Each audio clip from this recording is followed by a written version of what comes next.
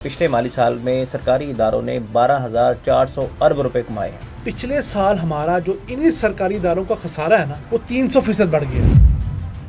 इतने पैसे कमा के भी आपको पता है इन्हीं सरकारी इदारों का नुकसान कितना हुआ है? कितना? 123 अरब रुपए।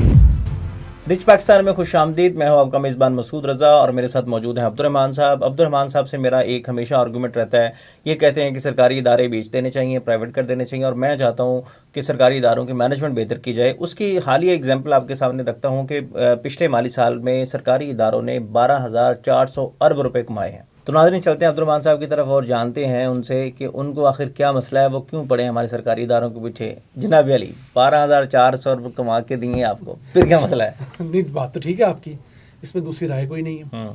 लेकिन अब इन पैसों को अगर हम लोगों ने सही तरीके से बचाया होता और अखराजात इससे कम रखे होते, फिर तो ये बहुत बड़ी अमाउंट है। और इस साल पाकिस्तान ने तकरीबन इसके करीब ही टैक्स कलेक्ट करना है पूरे साल के अंदर। मसला ये है भाई कि पिछले साल हमारा जो इन्हीं सरकारी इदारों का खसारा है ना, वो 300% बढ़ गया है। इतने पैसे कमा के भी। वो कैसे? सर, लोगों की इंक्रीमेंट्स भी तो लगी है ना, लोगों के टीएडी भी बढ़े हैं, लोगों के मेडिकल के एक्सपेंस भी बढ़े हैं, अयाशियाँ भी बढ़ी हैं, तो मेडिकल जनवन भी कहिए, बाकी दीगर अखराजात जो है तमाम के तमाम, वो चीज़ें बढ़कर इतने पैसे कमाने के बावजूद आपको पता है इन्हीं सरकारी इदारों का नुकसान कितना हुआ है? कितना हुआ? 123 अरब रुपए। अब 123 अरब रुपये कितना होता है? मतलब ये कि ये जितने पैसे कमाए हैं इससे ज़्यादा खर्चा किए हैं। हाँ जी, 12,400 अरब रुपये कमा के भी 123 अरब रुपये इन्हीं इदारों का नुकसान हुआ है। अब सोच समझ आई आपको?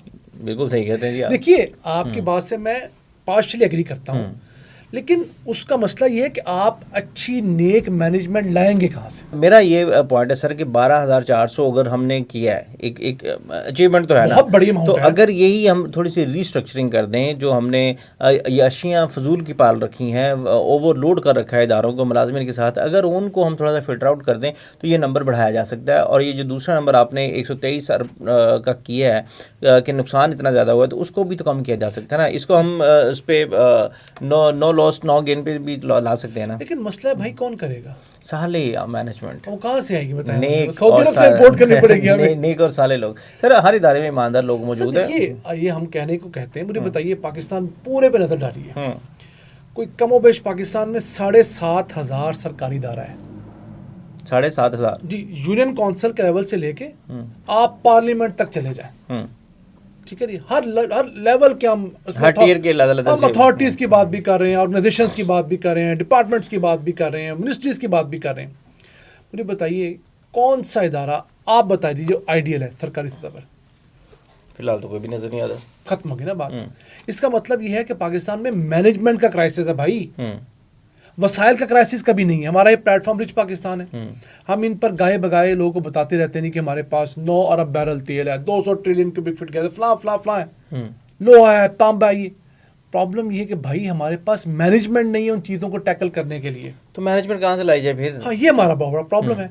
उस मैनेजमेंट के लिए मेरे ज़ाती ख्याल यही है कि आपको मैनेजमेंट में जाना ही नहीं चाहिए।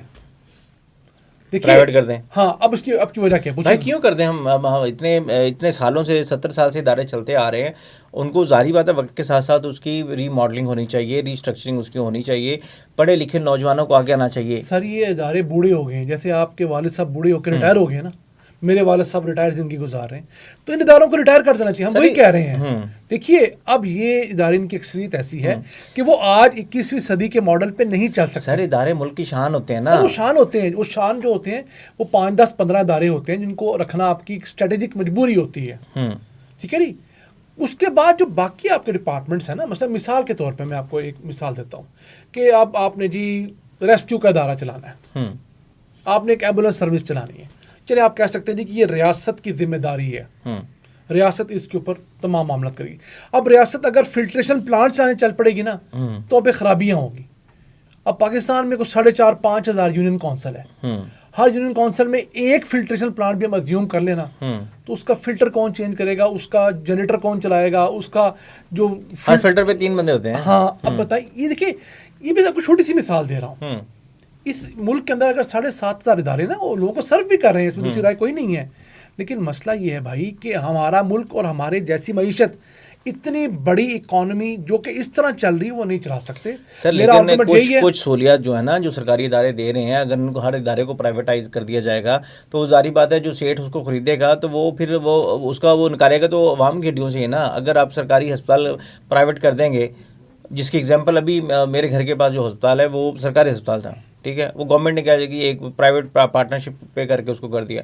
अब वहाँ पे आप जाते हैं, वो कहते हैं जी आप इंजेक्शन भी लेके आएँ। अब इमरजेंसी में मरीज़ गया, वो लिख के दे देते हैं ये सिरिंज भी बाहर से लेके आएँ, ये उसका वो जो ब्रैनुला लगना है वो भी बाहर से, हर चीज़ वो बाहर से लेके आते हैं। अगर कोई सरकारी इदारा होता तो वो सरकार को देने चाहिए ना, ये रियासत की जिम्मेदारी सर ना ऐसे नहीं करें, देने चाहिए। आपका क्या ख्याल है कि सरकारी इदारों में सब कुछ अस्पताल में मिल रहा है? मुझे एक अस्पताल बता दीजिए जहाँ सब कुछ अस्पताल में मिल रहा है। सर कुछ तो मिल रहा है ना। हाँ, सब कुछ मिल रहा है। कुछ तो मिल रहा है ना। अब यानी कि बेसिक इमरजेंसी की जो चीज़ें हैं वो तो मिल रही है ना। अब जब से प्राइवेट कर दिया जाएगा, अब जिस तरह से अब यानी उन्होंने प्राइवेट क्लिनिक किए हैं, अब प्राइवेट क्लिनिक किए हैं उसमें उन्होंने रखा जी कि जो सरकारी इंफ्रास्ट्रक्चर है, लेकिन कहा जी कि मैनेजमेंट वहाँ पे प्राइवेट हो गई। अब उन्होंने आके क्या किया कि उन्होंने सबसे पहले तो उसकी बोर्डिंग की रिस्ट्रक्चरिंग की, ठीक है, जो इंफ्रास्ट्रक्चर था।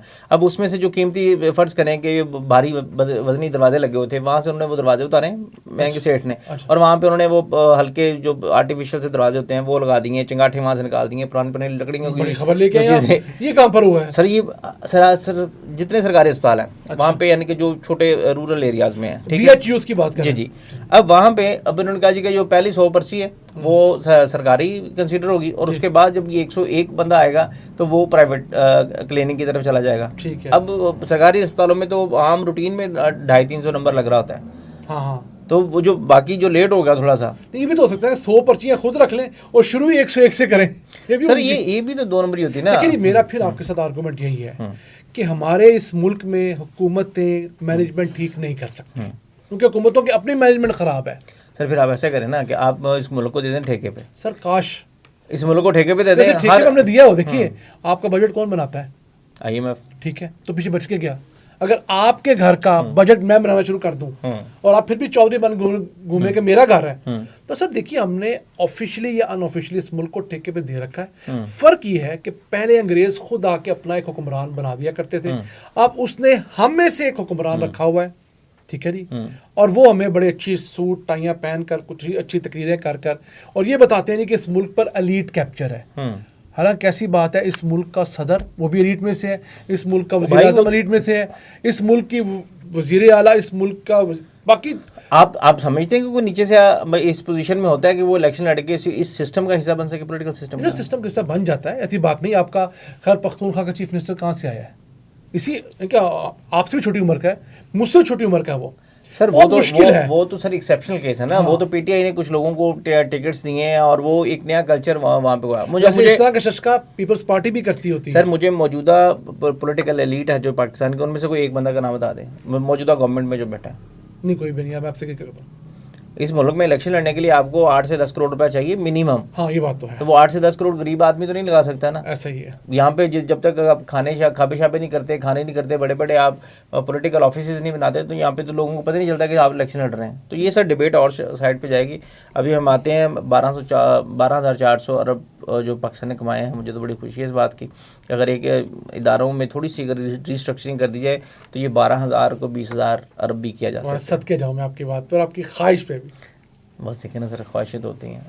चलते हैं नाज़रीन की तरफ। नाज़रीन आज की पॉडकास्ट से इजाज़त दीजिए, फिर हाजिर होंगे एक नई एपिसोड के साथ। तब तक के लिए मसूद रज़ा और अब्दुर्रहमान को इजाज़त दीजिए। अल्लाह हाफ़िज़।